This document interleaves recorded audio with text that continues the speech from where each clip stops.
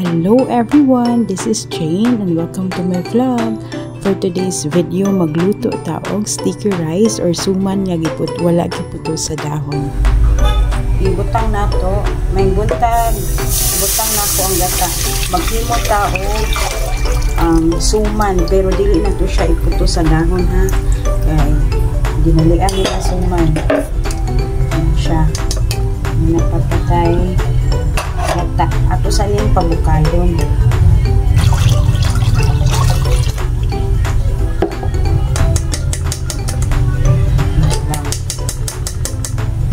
Mag-add ko gata nga pouch para ubay-ubay atong mahimo sa ato sa ning pabukadon siya before pa maglunod sa aton.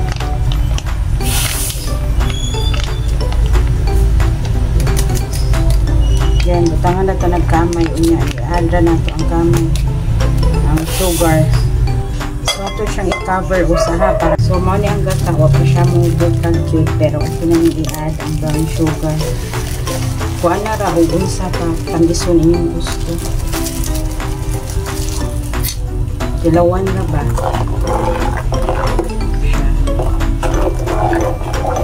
Dinunya na dyan dato ilunod ang katong pilit or malagkit na rice kung kuha na siya mabukal na ilawan na then mag-add po kani o gamay nga asin gamay nga salt lang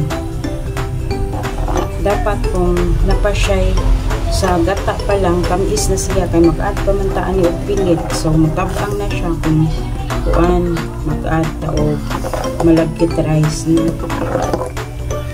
ilawan na gud ninyo dali rin niyo siya.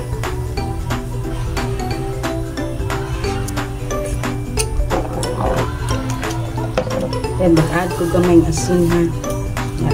Mag-add ko ng salt para pang balance sa gata sa sugar. So,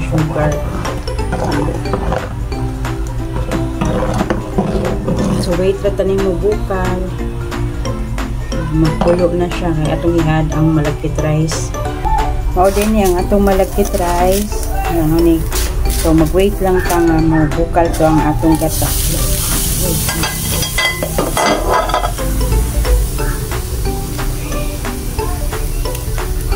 So nagbukal na ato na iyan.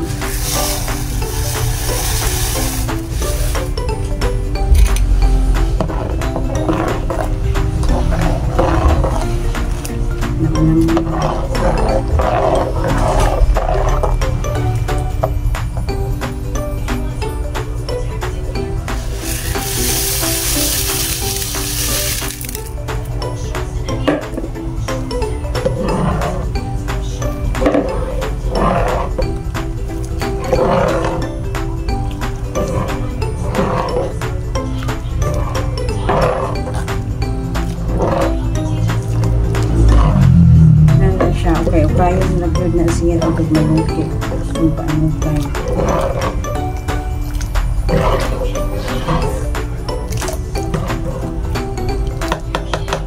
So, after nag-unod ang tanan mo kaya akong nag-good ang anis lugi 2 pieces of coconut and one and three na malagkit rice kaya ayaw po dinito ka malunod kasi hindi nyo kaya so kung nyo malunod ka mas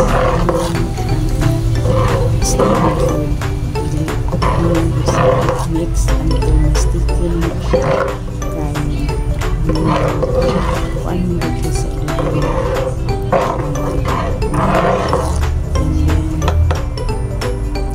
continue mixing it and stirring kay para mix good ang gata sa malagkit. So, medyo take it siya o pila ka minutes before ma-sticky sila mo mugal-mugal.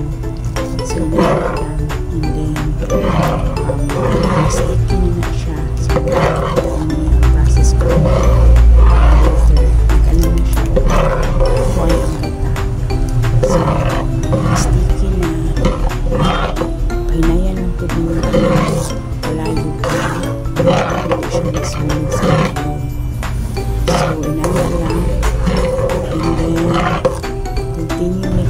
steaming sa nilagay sa gata.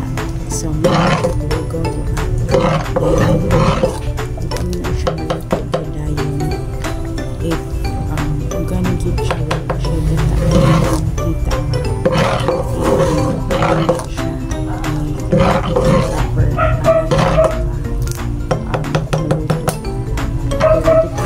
dito siya siya ganyan sa baw.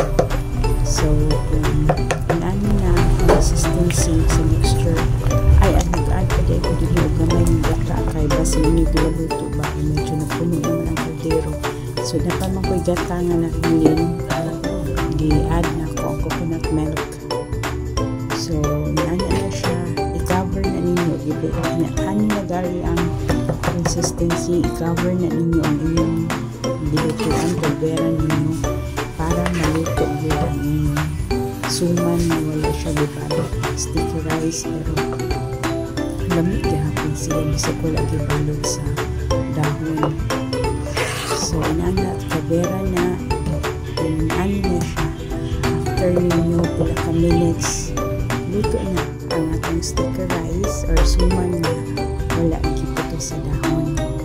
So, inana siya. So, ang best partner ani na sticky rice is